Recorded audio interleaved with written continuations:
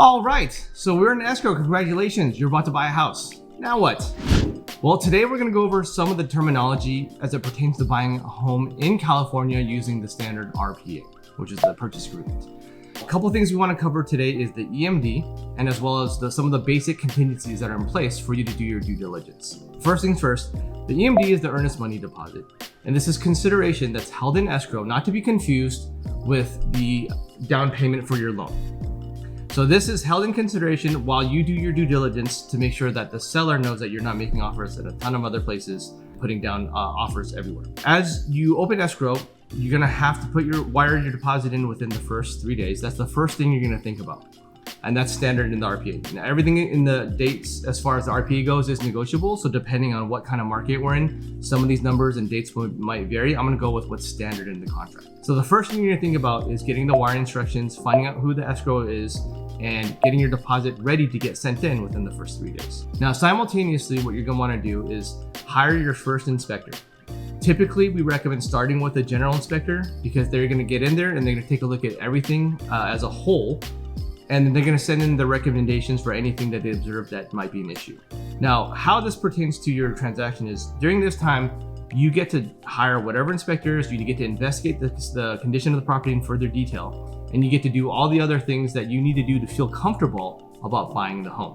This time period is typically 17 days per the standard agreement. We recommend getting the general inspector out as early as possible so that if they recommend having a specialist, aka a foundation, a sewer, a chimney, roof specialist, that you have time to get these secondary inspections booked.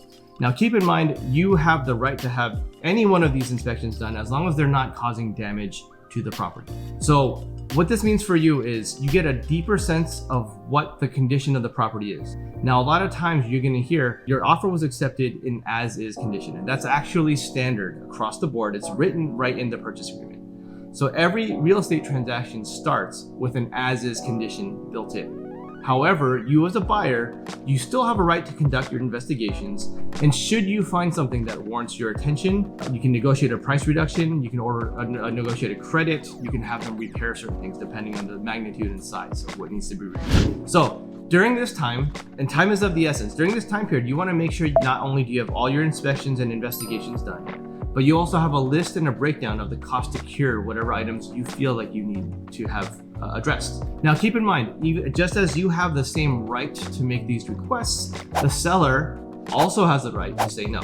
They can easily say, hey, we took these things in consideration when you made the offer, and when we accepted the offer, we said, hey, this is what the condition of the house is. We're not gonna make any credits, we're not gonna give anything beyond what the price drop or whatever it is. You have the right to ask, they have the right to say no. Now, what you want to achieve by the time your inspection period is over, normally, again, it's standard is 17 days. Recently, we've been writing 14, 12, 10. You want to make sure you have all the knowledge that you can get about the property and that you've got some sort of resolution with the seller regarding the condition. You still have time to negotiate. However, at the end of your contingency period, they can issue you what's called a notice to perform. This is a mechanism that protects the seller to keep the buyers from dragging their feet and taking forever and then deciding that they don't want the property and then taking the seller off the market needlessly for an extended amount of time. Assuming you have a 17-day contingency period, you want to make sure you get your inspections done as quickly as possible, and then you can decide with your agent how you want to approach the credits if there's anything applicable.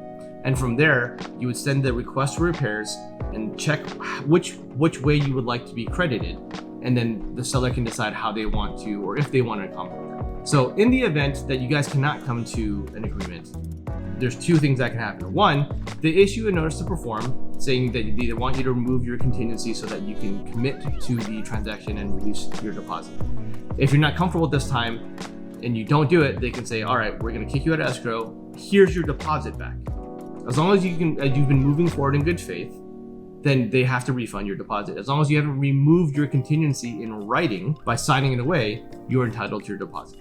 So the alternative is if you can't come to an agreement and a resolution as to the condition of the home, you can say, hey, thank you, seller, but at this price, it's not worth it for me. Please, let's cancel escrow. Again, refund my deposit. So as a reminder, the contingencies that are in the agreement are active, which means they remain even beyond the dates. So as an example, if your inspection contingency is 17 days, and you're on day 20, but you have not removed that contingency still exists for you to back out of the deal and keep your deposit.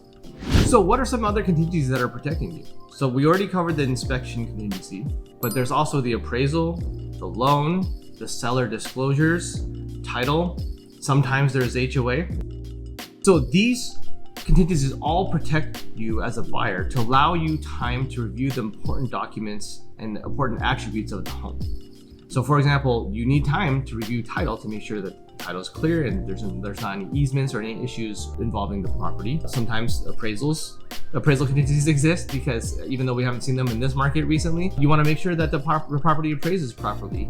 Loan contingency, this is a huge one, right? Sometimes your ability to buy the house is dependent on your ability to secure a loan, right? So these contingencies all exist to protect you, and in the standard RPA, they are active, which means that they remain even beyond the deadline and the date placed in the contract until you actively sign a form that's saying, I am removing my contingency, here's my signature. So please keep in mind, look at the date and timestamp of these videos, because we're in 2022 right now. The standard car form RPA can change at any time. So as always, please consult your real estate professional about how to write the best offer, how to be protected, and how to make sure you're properly guided through the transaction. I just wanted to go over some of the general guidelines, principles, and terminology so that you're better prepared and you have a better idea of what to expect when you open escrow. Thank you again for tuning in. Please hit like and subscribe if you found this useful, and hopefully you walked away with some information today. Have a good one.